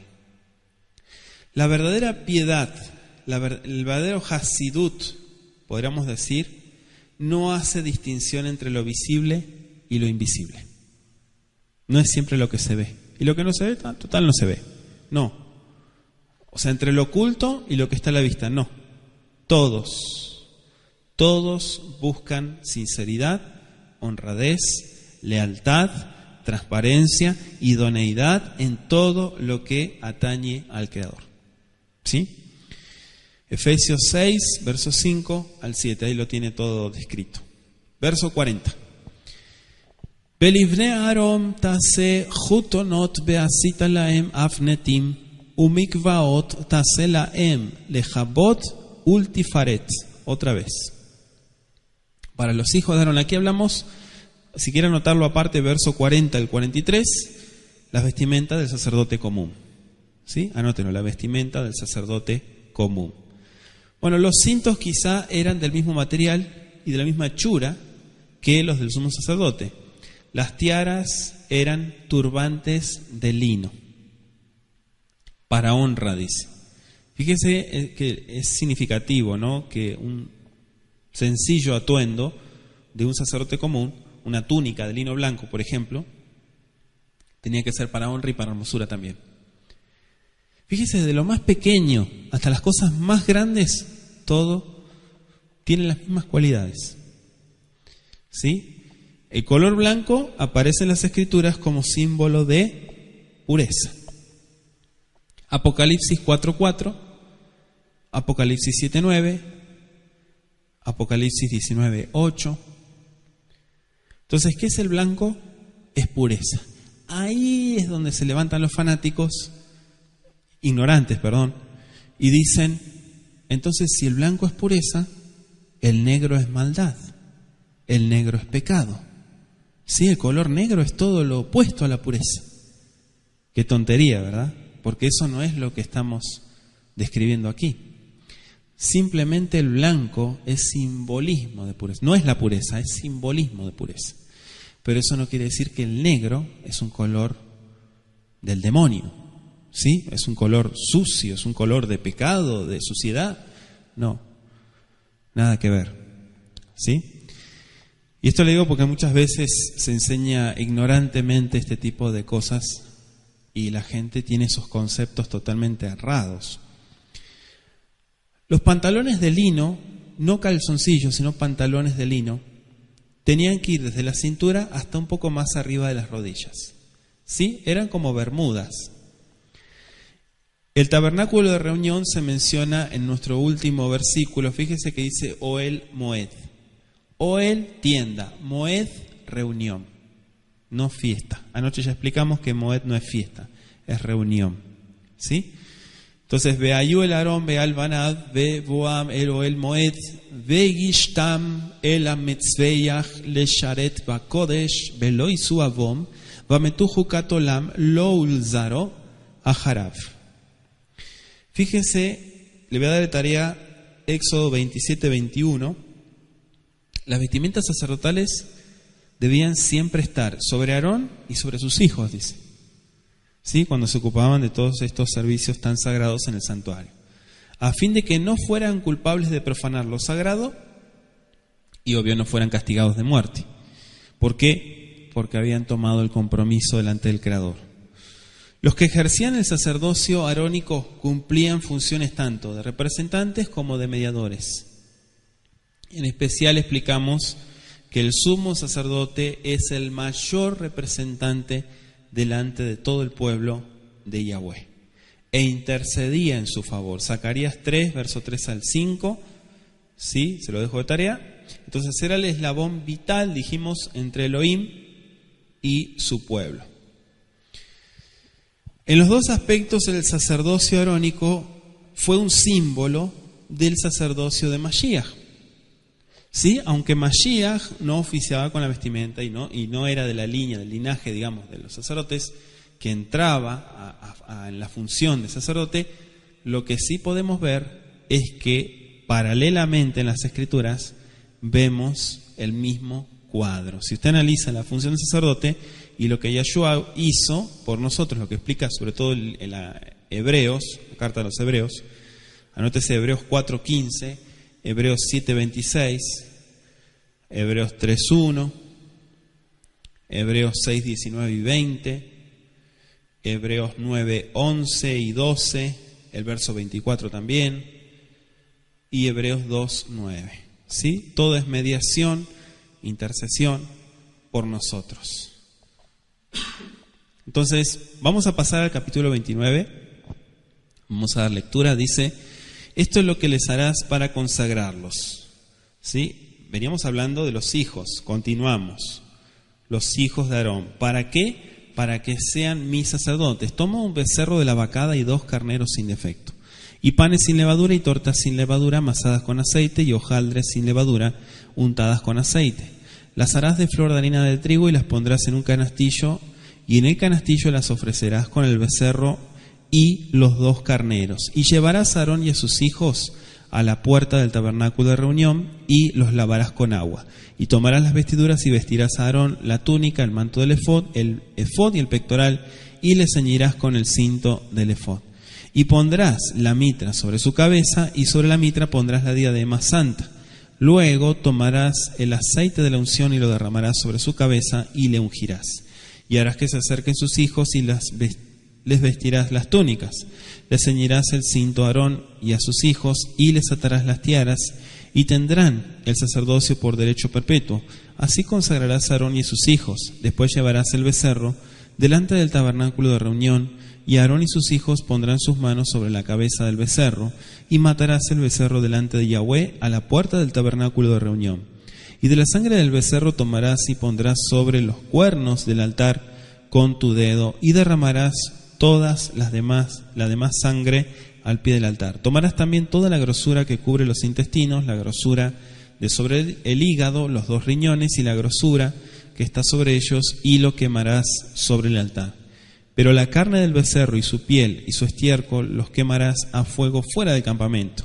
Es ofrenda por el pecado. Asimismo tomarás uno de los carneros, y Aarón y sus hijos pondrán sus manos sobre la cabeza del carnero, y matarás el carnero, y con su sangre rociarás sobre el altar alrededor. Cortarás el carnero en pedazos, y lavarás sus intestinos y sus piernas, y las pondrás sobre sus trozos y sobre su cabeza. Y quemarás todo el carnero sobre el altar. Es holocausto de olor grato para Yahweh, es ofrenda quemada a Yahweh. Tomarás luego el otro carnero, y Aarón y sus hijos pondrán sus manos sobre la cabeza del carnero, y matarás el carnero, y tomarás de su sangre, y la pondrás sobre el lóbulo de la oreja derecha de Aarón, sobre el lóbulo de la oreja de sus hijos, sobre el dedo pulgar de las manos derechas de ellos, y sobre el dedo pulgar de los pies derechos de ellos. Y rociarás la sangre sobre el altar alrededor. Y con la sangre que estará sobre el altar y el aceite de la unción rociarás sobre Aarón, sobre sus vestiduras, sobre sus hijos y sobre las vestiduras de estos. Y él será santificado, y sus vestiduras y sus hijos y las vestiduras de sus hijos con él. Luego tomarás del carnero la grosura y la cola, y la grosura que cubre los intestinos, y la grosura del hígado, y los 2 riñones y la grosura que está sobre ellos, y la espaldilla derecha, porque es carnero de consagración.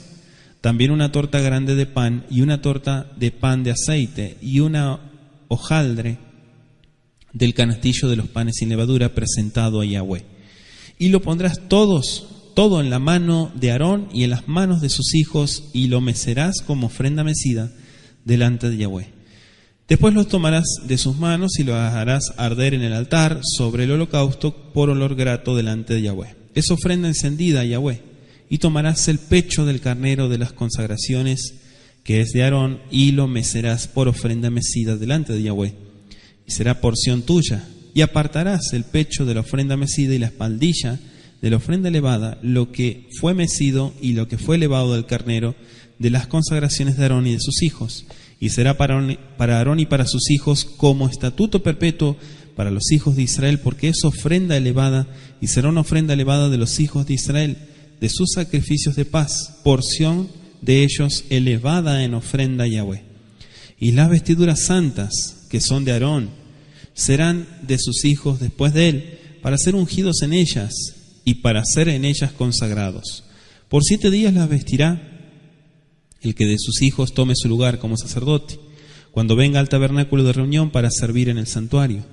Y tomarás el carnero de las consagraciones y cocerás su carne en lugar santo.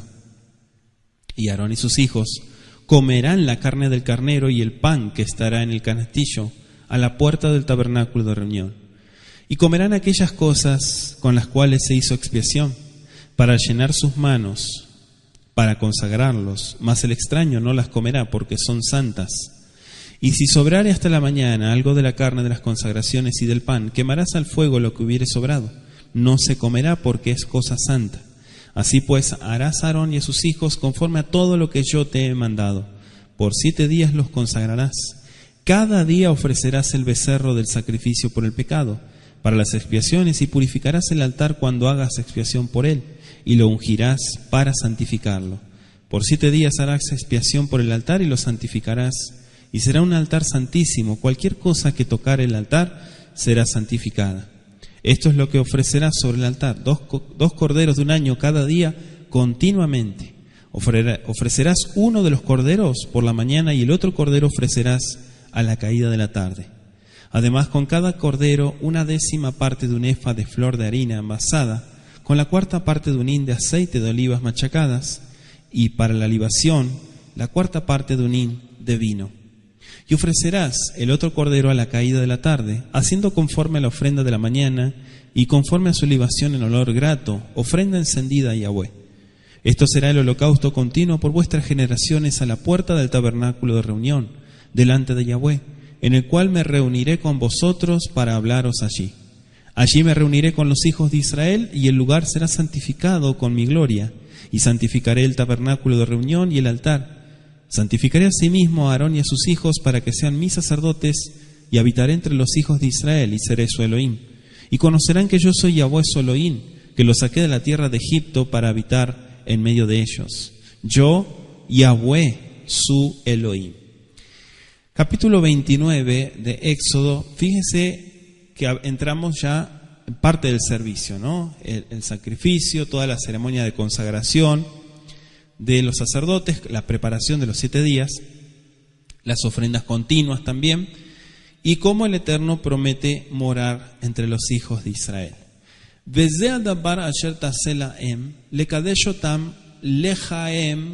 Fíjese que dice sacerdote, la raíz, ¿no? Lejaen li, lekach parehat, ben bakar baelim, shnaim teminim. O sea, esto es lo que les harás a ellos. Es decir, con relación a la ceremonia de consagración.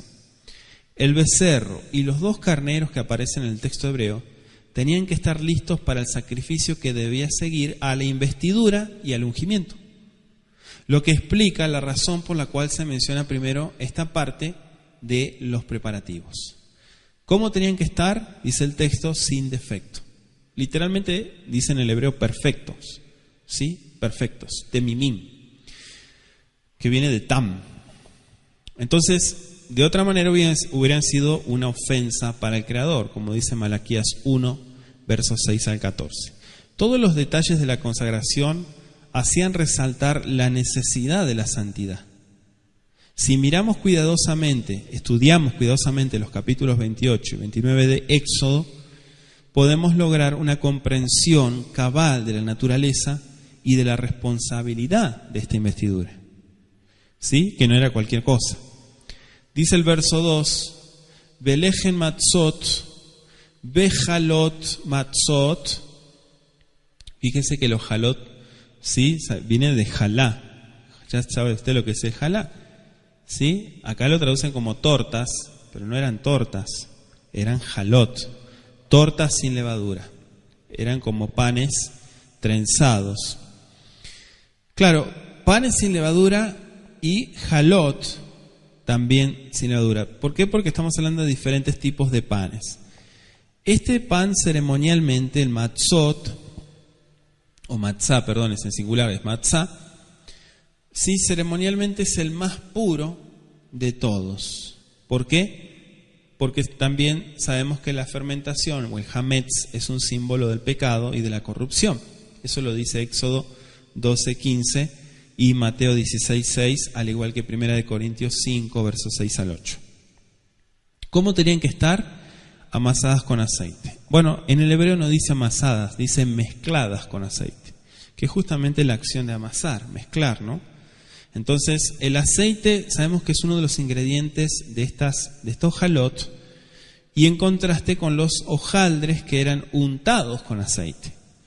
Si vemos la diferente elaboración, la cultura bíblica de este tipo de preparaciones, cada una tenía un simbolismo diferente. Dice nuestro verso 4, Be'et Aaron be'et banav takrib el petajo el moed. Lo harán en la puerta de la tienda de reunión, o el moed. Verahatzao tam bamaim, y se tienen que lavar con agua, dice el texto. Quizá se hace referencia aquí a la fuente de bronce. Recuerde que ya estudiamos el plano de cómo estaba todo ubicado. La puerta del tabernáculo, ¿qué estaba ahí? Estaba el lavacro, ¿no? La pila, como le llaman, o la fuente de bronce, que estaba a la entrada. Y también que estaba el altar del holocausto, pero estaba un poco más afuera, que es donde se realizaban todas los diversos sacrificios. Pero bueno, en cuanto a la fuente, que se hacían las abluciones, ¿sí? Por eso dice Berahatzá Bamaim, se tienen que lavar con agua. Ahí estaba el agua, no solamente se lavaban las manos, sino que se lavaban los pies, ¿sí? Todo eso está en Éxodo 30, verso 18 al 21, si quiere anotarlo. Dice, los lavarás. O sea que en este caso, Berahatzá está hablando de que tú los vas a lavar a ellos. No dice se lavarán, la conjunción hebrea, sino que habla de, ¿sí?, que tú los tienes que lavar, porque tú vas a ayudar para que ellos sean consagrados. O sea que hasta la fecha, podríamos decir, vemos a Moisés elevado sobre los sacerdotes. Los sacerdotes no estaban en función. Moisés está por encima de todos los sacerdotes. Moisés es el encargado de purificar, por así decirlo, a esta gente. Fíjense cómo va el orden de la escritura. Ahora, los lavamientos rituales fueron una parte muy importante en cuanto a lo ceremonial en la mayoría de las religiones antiguas. Yo no sé si usted ha leído religiones comparadas en la antigüedad, historia de las religiones en la antigüedad, pero la mayoría de todas las religiones antiguas hacían este tipo de ceremonias de lavamiento. Eso era natural, la limpieza física, sabemos que es un símbolo de una limpieza moral y espiritual. A los sacerdotes se les exigía realizar estos lavamientos cada vez que estaban entrando o ingresaban al tabernáculo, al Mishkan, y ofrecían los sacrificios en el altar de los holocaustos. Tenían que estar libres de manchas, libres de contaminación de pecado antes de servir en favor de otros. ¿Sí? Además, los sacerdotes tenían que presentar los sacrificios traídos por pecados específicos. Eso dice Levítico 4, versos 3 al 12.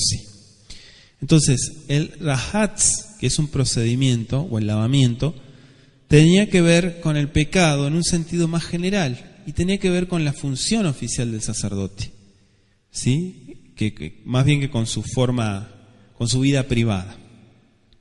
Entonces dice nuestro verso 5, Velakachta eta begadim, velishvata et arom, et akutonet, et meil, aefot, bet aefot, bet ahoshem, beafata lo behesheva aefot.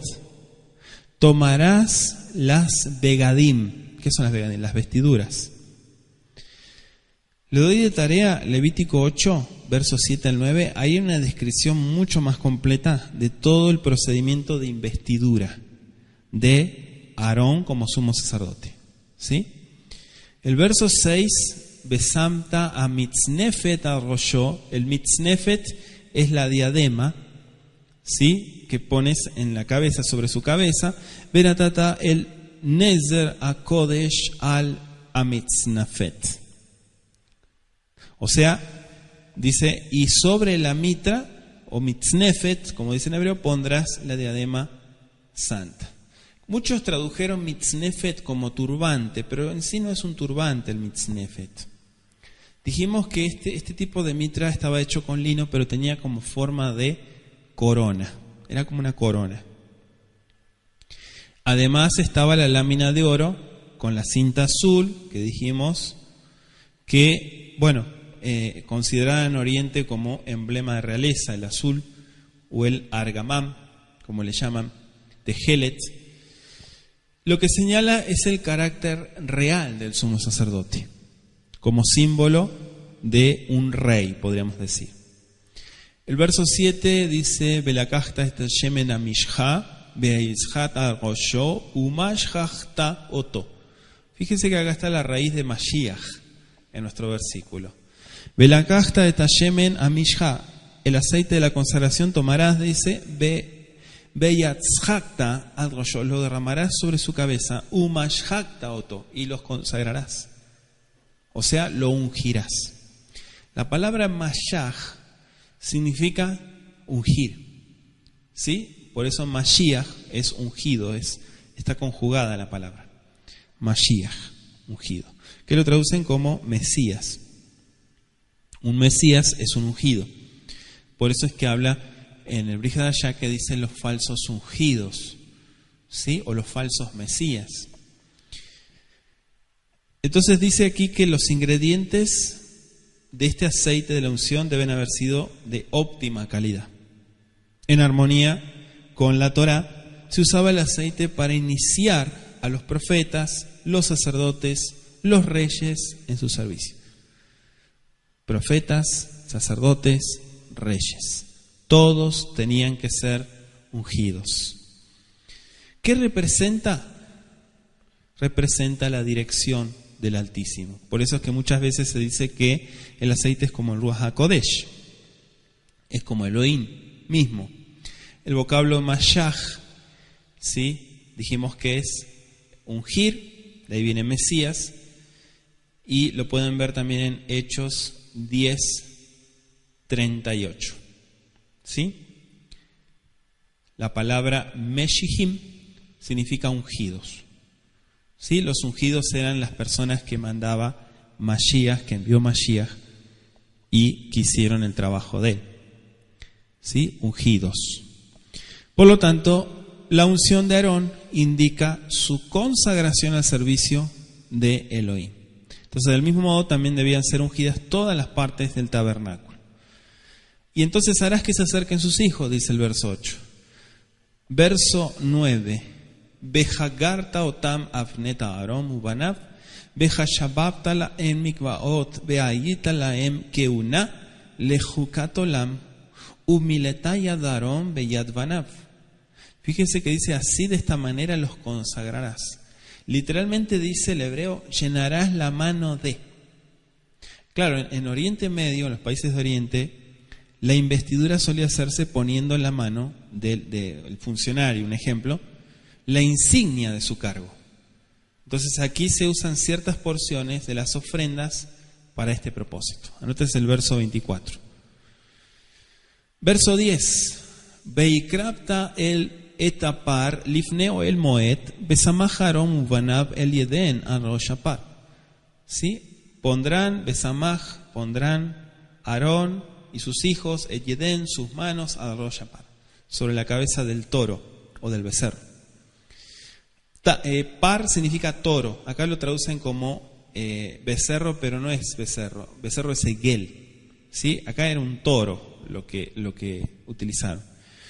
Entonces, poner las manos sobre la cabeza del toro, de este animal, Aarón y sus hijos se identificaban con él en forma figurada. Le transferían la culpa de sus propios pecados e imperfecciones.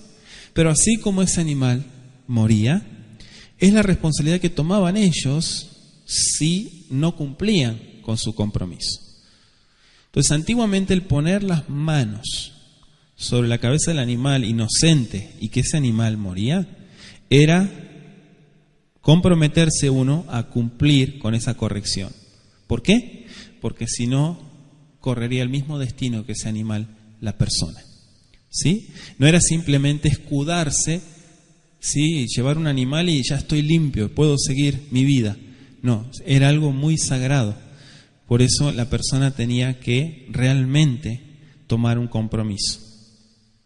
No podía pasarse por alto el hecho de que la Torá aceptaba como sacerdotes a hombres aquejados de enfermedades morales y espirituales. No, siendo pecadores, tanto Aarón como sus hijos, no estaban capacitados aún para presentarse delante de Elohim en favor de otros. ¿Sí? ¿Cómo vas a presentarte delante del Creador y vas a interceder por otros si tu vida todavía no está arreglada con el Creador?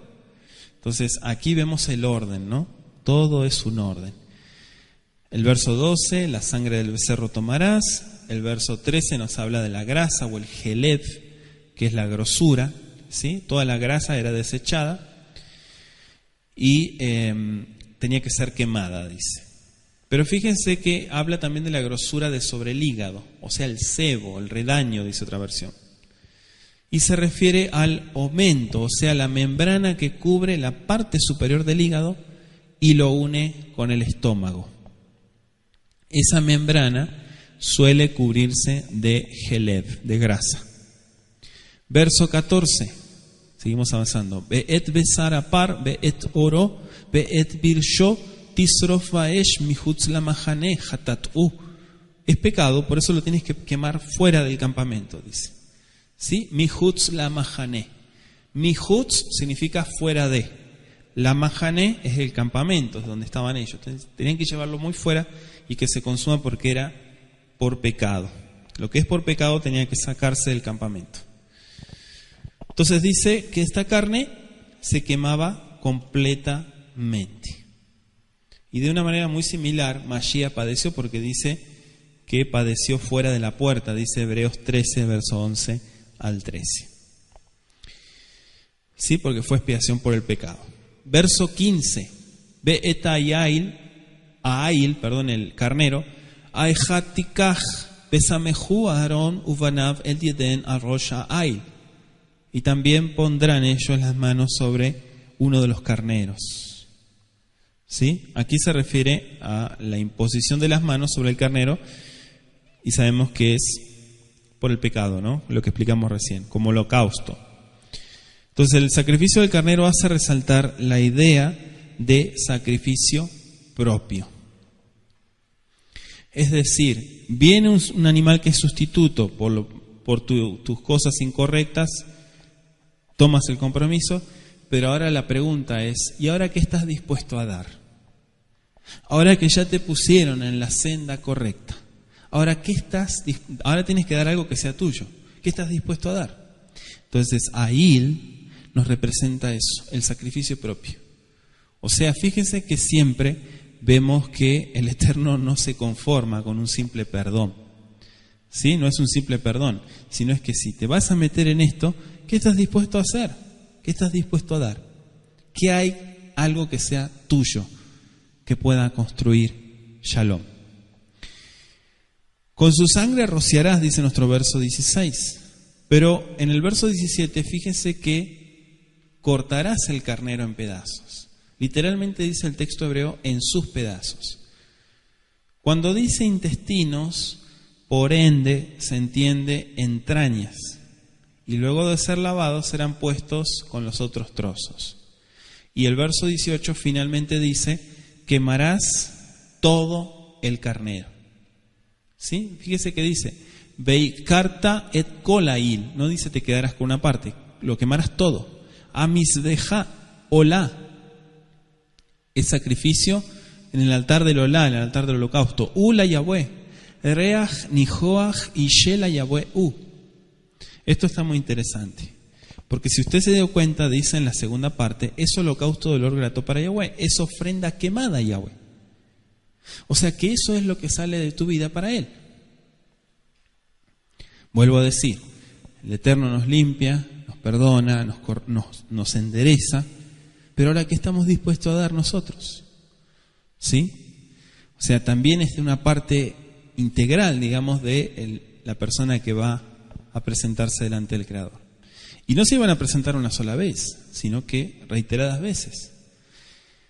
El otro carnero, literalmente, o el segundo, Ail Sheni, el segundo carnero, se lo llama el carnero de la consagración, en nuestro verso 19, pero en el verso 22 también se menciona, y es probable que hubiera sido una ofrenda Shelamín. La ofrenda Shelamín era la ofrenda de paz, y la puede estudiar. Bueno, está el tema, el video de los sacrificios, pero anótese Levítico 3, ahí están los Shelamín explicados. Verso 20.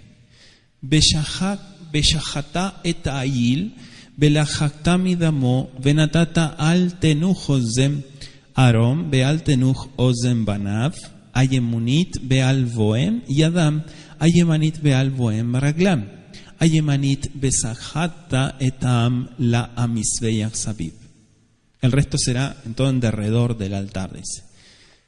Pie derecho, mano derecha, ¿sí? El pulgar, lo que dice, pero también el oído. Así nos explica el texto. La aplicación de la sangre del Ail, del carnero, en la persona del sacerdote es algo muy especial y significativo.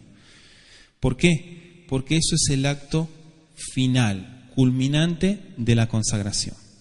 Y esto implica la total dedicación de la vida y de sus aptitudes para el servicio de Yahweh. Entonces, en forma simbólica, dice la sangre aplicada en la oreja derecha, santifica ese órgano para que oiga toda la palabra del Creador, ¿sí? Toda la palabra de Yahweh.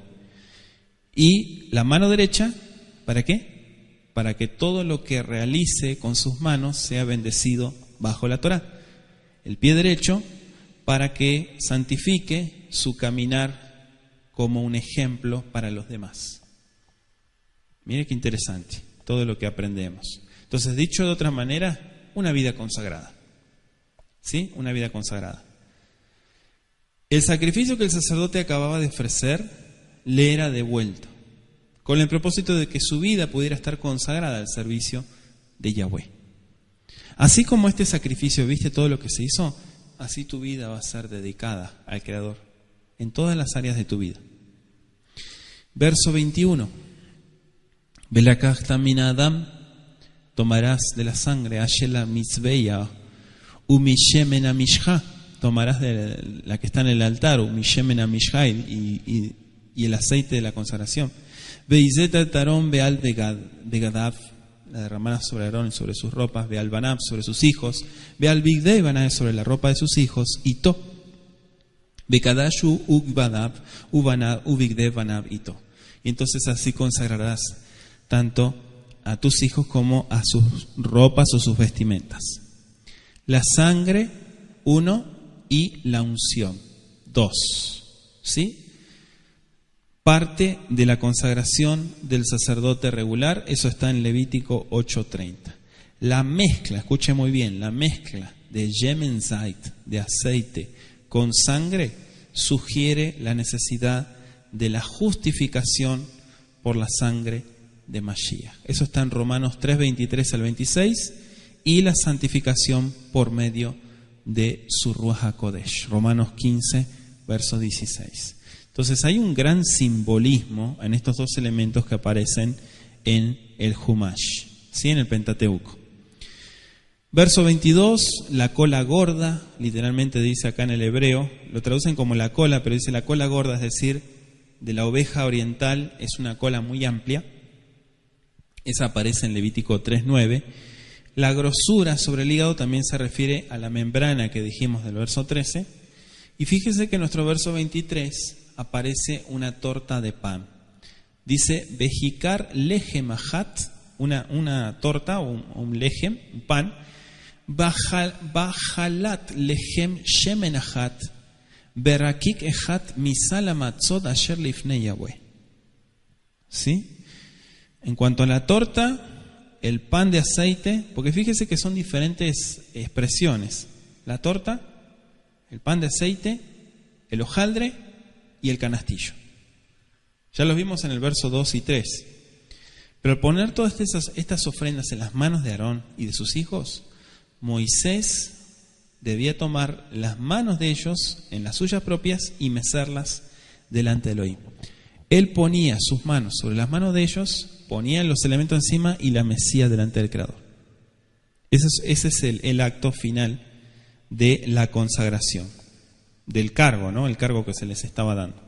Entonces, al mecer físicamente sus manos, los ayudó a realizar su primer acto sacerdotal. Moisés, escúchenlo muy bien. Ustedes dicen, ¿pero Moisés fue sacerdote? No, Moisés fue instruido. A Moisés se le mostró todo lo que tenía que hacer. Él descendió y le dijo, así lo vas a hacer. Moisés no inventó nada. Moisés transmitió lo que el Eterno le mostró y le reveló. Cómo tenía que hacer el trabajo de mecer y cómo iba a hacer todo. Y después lo tomarás de sus manos, dice. Porque ahí tiene que ver con el dar, con la ofrenda. Es lo que da la persona. ¿Sí? Lo tomarás de su mano, dice. Sin embargo, Moisés tenía que completar este ritual relacionado con toda la ceremonia de consagración. Se quemaban porciones escogidas de la ofrenda de paz sobre el altar del holocausto, y en este caso Moisés meció el pecho de la ofrenda mecida, pero más tarde Aarón y todos sus descendientes tenían que seguir el mismo procedimiento para presentar esas ofrendas. Levítico 7, versos 31 al 35. Verso 27 dice, Bekidashta el hazea tenufa. Apartarás, ¿sí? Santificarás sería el pecho. Así se traduce. Tanto los versos 27 y 28 aplican a todas las futuras ofrendas de consagración. Desde esta ocasión en adelante, el pecho, ¿y qué otra cosa más? La espaldilla, pecho y espaldilla tenían que pertenecer a los sacerdotes. Eso es lo que comían. No comían hígado, o sea, usted va a ver acá está claramente las porciones de los sacerdotes. La palabra hebrea traducida espaldilla significa la parte superior de la pierna o el muslo. ¿Sí? La espaldilla debía elevarse hacia el cielo, ¿no? Y en un solo movimiento. Sin embargo, el pecho debía mecerse con movimientos horizontales. ¿Sí? Este es todo el procedimiento. Es algo bastante complicado, pero es lo que nos explica la Torá. Levítico 7, verso 30 al 36, Números 18, 11. Vamos al verso 29, seguimos avanzando. Ubigdea kodesh asher le Aarón iyu lebana bajarab le mashkeja vaemu malevam et yadam. Las vestiduras de a Kodesh, versos 29 y 30, aquí aplican a todos los futuros servicios de consagración, como dijimos. Las vestimentas para Aarón debían de conservarse después de su muerte y serían usadas en lo sucesivo para la consagración de cada sumo sacerdote, ¿sí? Para que ellos también fuesen ungidos en ellas. No se podían construir otra vestimenta para otra persona. Esa vestimenta, una vez que no la ocupaba más, la tenía que ocupar la misma vestimenta el sumo sacerdote que le seguía. ¿Sí? Espero que se vaya entendiendo. Entonces, por eso dice, en ellas serán consagrados. Ya estaban consagradas, no iban a consagrar otras vestimentas. La persona se consagraba al ponerse esas vestimentas.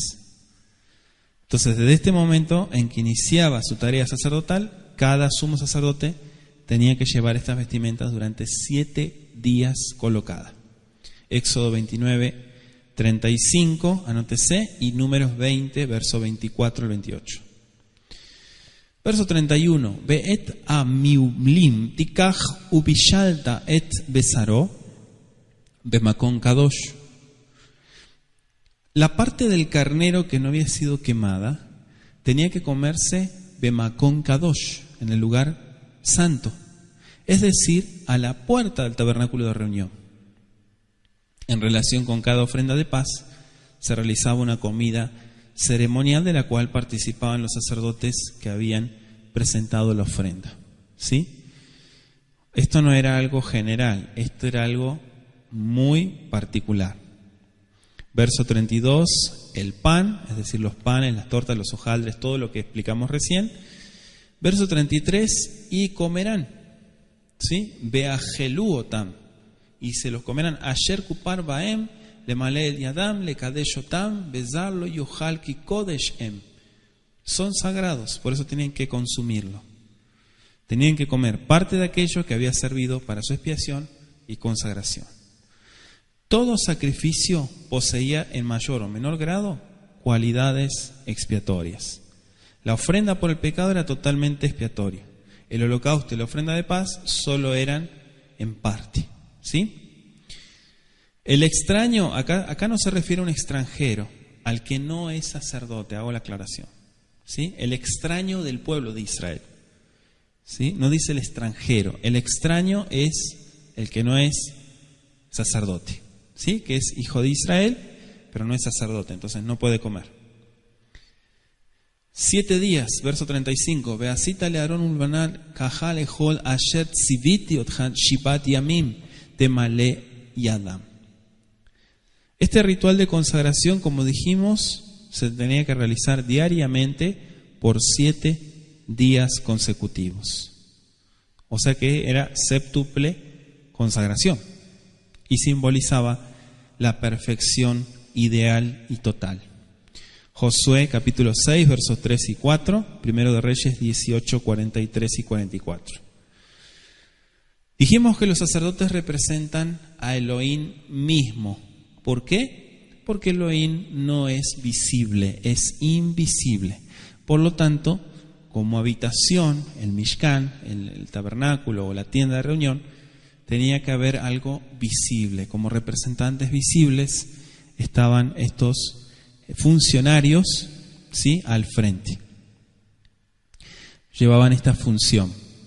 Verso 37 dice el texto: Shivat yamin tejaper ala mitzveyah vedikashta oto veaya mitzveyah kodesh kodashim kol anogeya a mitzveyah hikdash. ¿Sí? Fíjese que acá dice, me llamó la atención que dice que toda la ceremonia de consagración tenía que repetirse 7 veces, tanto para los sacerdotes como para el altar, porque es santísimo. Literalmente, Kodesh Kodashim significa santo de santos, o sea que para indicar la gran santidad del altar. Por lo tanto, cualquier cosa que lo tocare será o debía ser santificada. ¿Sí? Verso 38 al 42 se refieren al sacrificio diario que debía lógicamente seguir a la consagración del altar. Fíjense que interesante que nuestro verso 39 dice Eta kevesh aihad, ¿sí? El kevesh es cordero, ¿sí? Eta kevesh aihad tase bavoker be eta kevesh asheni tase ben arbaim entre las tardes. Eso es cuando se refiere a una expresión del anochecer. Es una expresión particular bíblica, ¿no? Que es cuando cae la noche, porque viene de Ereb. Ereb no es tarde, es noche. Entonces no son las 10 de la noche, es cuando cae el sol.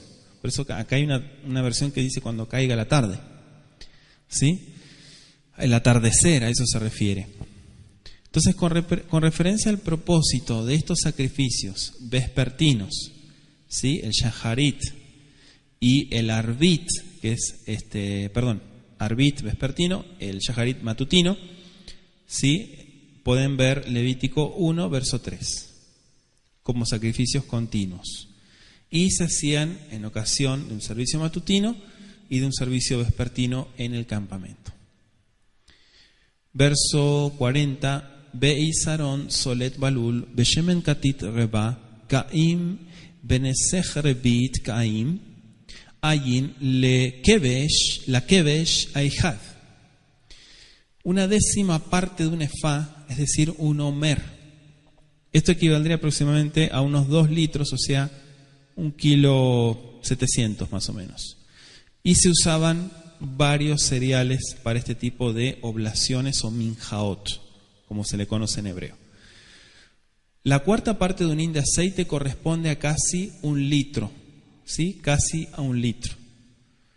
910 centímetros cúbicos. Y el verso 42 dice: Olat tamid ledorotehem petach oel moed lifnei Yahweh asher ibaed lahem shama ledaber eleja sham. En el tabernáculo de reunión o en la tienda de reunión tenían que llevarse a cabo este tipo de actos. Venoati shama lifnei Israel benigdash vichvodi. Allí, dice, me reuniré con ellos. O sea, conociendo las pruebas que afrontarían, ¿sí?, en todo este caminar por el desierto, el Eterno les dio la seguridad de que su presencia los iba a acompañar. Y en ocasión de su dedicación, el tabernáculo, dice Éxodo 40:34, se llenó de su gloria, ¿sí?, de su presencia, la Shekinah o Shekinah. Todo esto constituía una verdadera consagración, la aprobación del Creador de que todo fue hecho de acuerdo a como Él lo ordenó. Por eso dice el verso 44, y santificaré. Esto se cumplió cuando Aarón colocó el primer sacrificio sobre el altar de bronce. Eso está en Levítico 9:24. Y dice nuestro verso, sería el verso 45, Beshahamti betoch bnei Israel ve'aiti laem le'Elohim.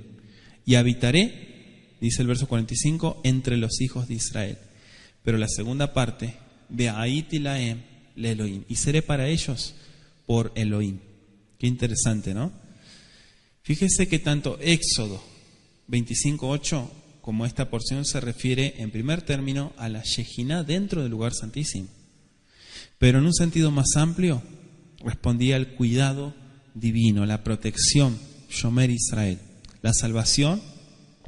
En su gran bondad, en su gran misericordia, el Eterno ofreció por su pueblo escogido año tras año, ¿sí? Lo guardó, lo cuidó, lo protegió. Vamos a agradecerle al Todopoderoso por esta oportunidad que nos dio de reflexionar y de estudiar juntos en esta tarde. Ribono Shel Olam, amo del universo, Altísimo, te agradecemos por la oportunidad de estudiar juntos el libro de Éxodo, toda esta maravilla de simbolismo, Padre, que podemos aprender. Te rogamos, Boreolán, que sigas dándonos entendimiento de cada porción que vamos analizando, estudiando y comparando. Te pido, Boreolán, que sigas dando instrucción en el nombre de Yeshua HaMashiach. Muchas gracias, Boreolán. Amén y amén. Que así sea.